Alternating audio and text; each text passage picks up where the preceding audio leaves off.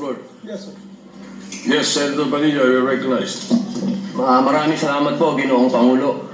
Nais ko lamang pong kunin ang pagkakataon nito bilang parlamentaryong pagsisiyasat po. Sana ganap po dito sapagkat, Ginoong Pangulo, ako po'y naguguluhan. Sapagkat dito pong nakaraang Huwebes, meron pong naglabas na isang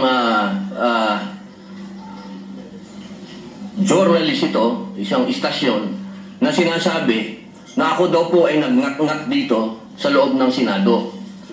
Ito po ay Ano po yung... middle finger po. Habang tayo daw po ay nagsasagawa ng lupang hinirang, nagpa-flag ceremony, ako daw po ay nagngat-ngat. At ito po ay naging malaking issue.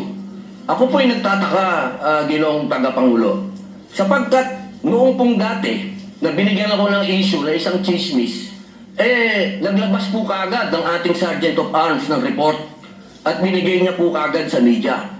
Ito po, wala pong kahit na sino ang nagpapaliwanag na hindi ko po ginawa. Ang tanong ko po, meron po ba tayong tinititingan sa tinitingnan dito? Kasi napakabigat po ng akusasyon na ito sa harapan po ng ating bandila. Ako po'y magngangat-ngat. At gusto ko pong ipaalam sa ating mga kasama, kung politika lang, handa po ako mag-resign.